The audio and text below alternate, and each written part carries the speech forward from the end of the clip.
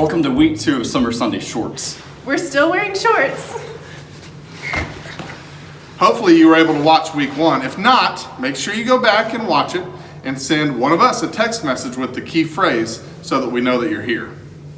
Don't fall behind. We want you connecting and learning every week. And don't forget that everyone who participates every week will be entered to win our big summer prize. Today we want to talk to you about how we talk to others. I think one of the most important things to remember when we talk to people is that we need to be truthful. No one likes to be lied to. Lying is universally considered to be rude, and of course lying is a sin, so we want to avoid that. But I do think we have to be careful about how and when we share the truth. That may sound like an odd statement, so let's think about it a little more.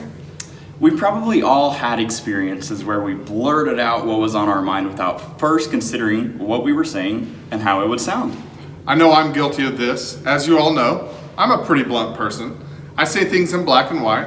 I tend to think about things in a practical manner. I'm constantly having to remind myself to not just speak what I'm thinking without carefully considering my words and my tone. In Ephesians 4:14 through 16, Paul says this: "So that we may no longer be children, tossed to and fro by the waves, and carried about by every wind of doctrine, by human cunning, by craftiness and deceitful schemes. Rather, speaking the truth in love, we are to grow up in every way into him who is the head, into Christ, from whom the whole body, joined and held together by every joint with which it is equipped, when each part is working properly, makes the body grow so that it builds itself up in love." That's a lot to unscramble. But Paul is talking about unity in the church, about growing together as one body to maturity. In verse 13, he says, unity will help us measure up to the full and complete standard of Jesus Christ. Then, once we have measured up to that full standard, we will no longer be immature like little children. But what childish characteristics will we no longer demonstrate? We won't turn from the truth easily or be gullible like children who believe every new thing. Instead, we will hold to the truth and speak the truth in love. Yes, and in love is the key phrase there. For example, little kids tell the truth, but they often lack tact. A little kid will say some pretty random things to a complete stranger. "You're fat." Your hair looks funny. "I don't like you." Those may be truthful statements, but they're childish and immature statements. Someone who is mature doesn't talk to people that way. The mature Christian will tell the truth, but they will do so in love. Job's friends are a good example of people who spoke some truth, but they were very unloving and misrepresented God. And Job's story, found in the heart of the Old Testament, as you may remember in this story, Job was in a really bad spot. His life was wrecked. It wasn't a punishment from God, but his friends assumed that it must have been. So they showed up like good friends, and they sat in silence in him, or with him, in his pain like great friends. But things went downhill pretty fast when they started to open their mouths. "Behold, blessed is the one whom God reproves.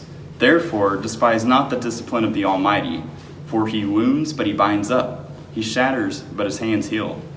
Can you find out the deep things of God? Can you find out the limit of the Almighty? Is it higher than heaven? What can you do? Deeper than Sheol? What can you know? In an effort to fix Job's problem, his friends preached at him and talked down to him. Each one of his friends said many things that were true, but they weren't telling him out of love. They were telling him out of self-righteousness, annoyance, condemnation. Some of what they told Job may have been true, but it wasn't appropriate. Their friend was hurting. He was completely devastated, and instead of loving him well, they judged, criticized, and preached at him. Everything they said, even the truthful parts, was framed from a position of assumed guilt. They had judged Job for sins he hadn't committed and assumed that he was living in opposition to God and that everything was happening for that reason. So they weren't lovingly saying anything about God's character. They were telling Job to sit down, shut up, and take his punishment like a man. The result was that God was angry and held this against them as sin. God knew about Job and what he had done and had not done. He didn't appreciate Job's friends putting words into his mouth. After the Lord had spoken these words to Job, the Lord said to Eliphaz the Temanite, "My anger burns against you and against your two friends, for you have not spoken of me what is right, as my servant Job has." These friends spoke inaccurately about God's character, not because the things they said about God were untrue, again, but because they attributed their own feelings and their own judgments about Job to God. They presumed that they were right and speaking for God because they were saying a lot of true things, but their reasons for saying those things were untrue. We've all been guilty of this. We've said the right things in the wrong way, at the wrong time for the wrong reasons. We all tend to jump to conclusions and want to fix things. So we sometimes begin speaking before we've heard the whole story or thought through what we are saying. Ephesians 4:29 says, "Let no corrupt talk come out of your mouths, but only such as is good for building up as fits the occasion, that it may give grace to those who hear." We must be careful to not speak things that are corrupting, that tear down. We have to instead choose to only say things that build people up, that are appropriate for the situation, and that minister grace to the people who hear them.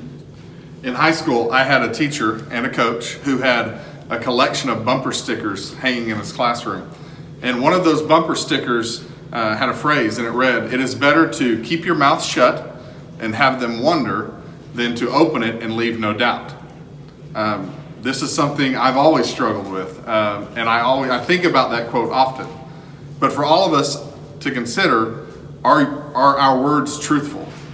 Are they loving? Do they build up? Are they appropriate? If not, then everything else, even the truth delivered in any other way, is corrupt speech.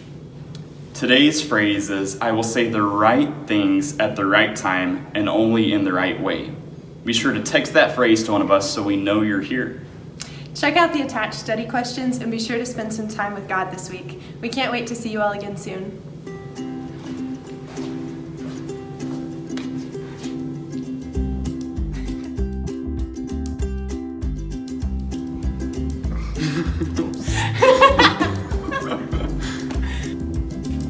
Welcome to week. I nodded right before you did it. Okay. Welcome to week. I was ready for that. Welcome to week 2 of Summer Sunday Shorts. We're still wearing shorts. Hopefully you were able to watch week 1. That was stupid.